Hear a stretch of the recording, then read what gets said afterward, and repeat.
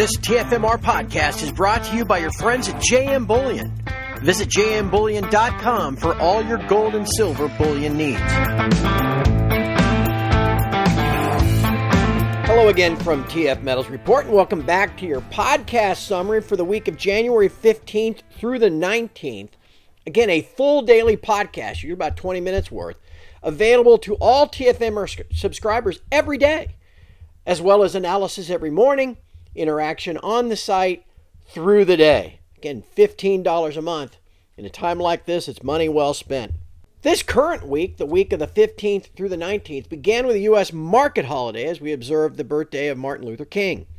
Metals actually traded slightly higher that day, with gold getting all the way up to $20.60. However, once the U.S. markets opened on Tuesday, trapdoor opened, down went prices as rate cut expectations fell, and that's the primary driver of price that day. Well, that's no fun.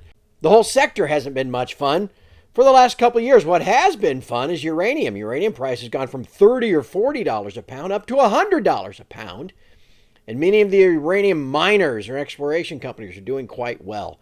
I own an ETF in part of my holdings, the URNM, the Sprott Uranium Miner ETF. We took a look at the chart back on Tuesday the 16th and thought maybe we found something. If we were just a little patient here, there might be a dip to buy. Only thing that's as exciting and fun as uranium. But even it too today, after all the excitement last week, big huge rally on Tuesday, a little sideways on Wednesday, nice rally on Thursday, big gap open, rally on Friday. What we're looking at here is the URNM. This is the ETF that I own. Sprott Uranium Miners ETF. Okay, opened even higher today, all the way up at 58. And then actually closed down a little bit on the day. All right, you can clearly see there was resistance here at 50, right? From September, November, December, and then we blasted through there last week. Kind of tested it for support on Thursday, and then gapped up on Friday. And anyway, I think it has broken out. However, if you want to play the uranium game, UROY, UEC, buy this ETF, like I said, like I own URNM. If you want to put in a stink bid, if you want to call it that, a limit order to buy somewhere down here on 52, maybe even lower, 50, that might not be a bad way to do it. Anyway, just saying. Wednesday was another gold, and you can imagine what that did to the mining shares. Again, one of the shares I own is Newmont, and it has just had a terrible couple of years. But I noticed something that I thought was interesting and possibly noteworthy. Over the last 6 months, Newmont has been decimated 3 times over a period of just 5 or 6 days. But each of the previous 2 times was right before a very sharp rally in gold price, a $100 rally, followed the previous 2 wipeouts in Newmont. Well, Newmont's been wiped out again. Could that be setting up for another rally in COMEX gold? We'll just have to see, but that's all part of what we discussed on Wednesday the 17th. Finally, though, this, like I said, is maybe a something. See these 3 circles? Again, Newmont just absolutely hated. Number 1 largest gold producer in the world now with the acquisition of Newcrest. And look at how it has just gotten washed out. This is now the 3rd time in 4 months. Huge washout at the end of September. What is that? 1, 2, 3, 4, 5, 6, 7 down days in a row from 41 to 35. Then you got this period in November, 4 straight down days in a row from 39 to 34. And then this current one, 6 down days in a row from 40 to 35. Now, I show you this because each of these corresponded with, go back up, look at the gold chart. Notice the late September low, right? Notice the middle of November low in gold. All of those lows in gold came after this washout in Newmont. The washout in Newmont came first. I mean, we'll go into more detail on this tomorrow because this is something I think noteworthy. Okay? It's ugly. It's dog shit. It's down 16% year to date. But again, we've seen this before. And this type of action has preceded pretty significant rallies the last two times it's happened. As you may know, we like to record what we call a Thursday conversation each week.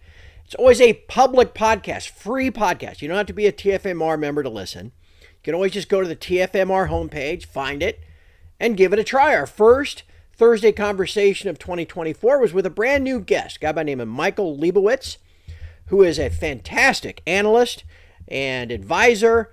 And you can find his work at realinvestmentadvice.com. And you may be familiar with him. You can find him on Twitter too. Anyways, happy to bring him into TFMR. Ask him some questions about where he thinks things are headed here in 2024. Here's just a snippet of that conversation. Again, if you want to hear the whole thing, go to tfmetallsreport.com, click the link, and have a listen. The repo funding program is, I think, the most important. And basically what the Fed did, there was just too much liquidity, and it was pushing rates lower than they wanted. So they had to sop up some of that liquidity, and that's what that program was. That excess liquidity is leaving the system. I think it's down to what, 600 billion now from, I want to say like 2.4 trillion. And it's dropping 20, 30, 40 a day at times, depending on the day. So I think the Fed, now let's go back to 2019. If you remember, we were not in a recession. The economy was maybe slowing on the margin, but the Fed cut rates 3 times, and they introduced QE using treasury bills. Now, at the time, the overnight repo rate was soaring above Fed funds, which told us there was a lack of liquidity, a lack of collateral in the system. So, next thing you know, COVID hits and no one remembers what happened before 2020.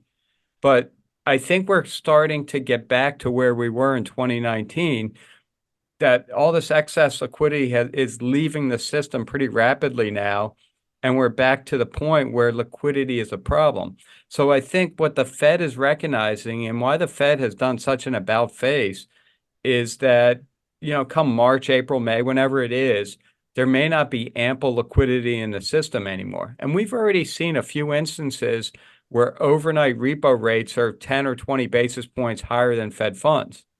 They should never really be above Fed funds. It's a collateralized loan with U.S. Treasuries. If anything, it should be below Fed funds. So that's a sign of potential stress in the system. And I think that's why the market thinks the Fed's going to lower rates, cut QT.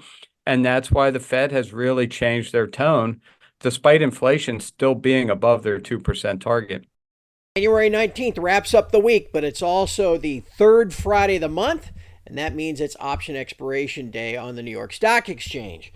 We've noticed the last couple of months the banks have been even more brazen than usual in manipulating the price of the COMEX metals on this day so that they can rig as many call options on the GLD and the SLV out of the money as possible. Now, that's putting a few puts into the money, but the net difference is often thousands and thousands, like 30, 40,000 contracts that are rigged out of the money. And the same thing happening today. As soon as the COMEX Open, the overnight rally through Asia and London was completely erased and price plunged. Now, there was a little bit of a dollar rally at the time. However, and as you can see on today's tandem chart of the dollar index and gold, the dollar index ultimately fell all the way back, and by early afternoon was actually lower than it was at 8:30 Eastern, 7:30 Central on these charts.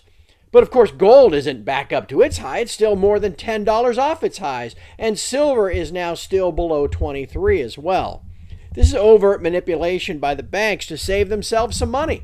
And like I said, it's been particularly brazen the last couple of months, as it is again today. You may recall 2 weeks ago on Friday, we posted the chart and included it in this podcast summary, just like this one. Dollar index on the top, intraday, gold on the bottom. They're perfect mirror images. That happens a lot on Fridays, especially dominant mirror image after the PM fix, which is 10 o'clock Eastern, 9 o'clock Central. And that's usually the pattern. Algos take over, bankers go home, and you get this mirror image. Today, though, not the case at all. Gold and silver remain restrained. Clearly, a manipulative effort by the banks to expire worthless as many options on the GLD and SLV as possible, all part of the manipulation analysis that we do at TF Metals Report. If you're going to know the metals, you got to know how the banks operate. So if you want a little insight on price, want to be ahead of the game, please be sure to join TFMR. It's only $15 a month.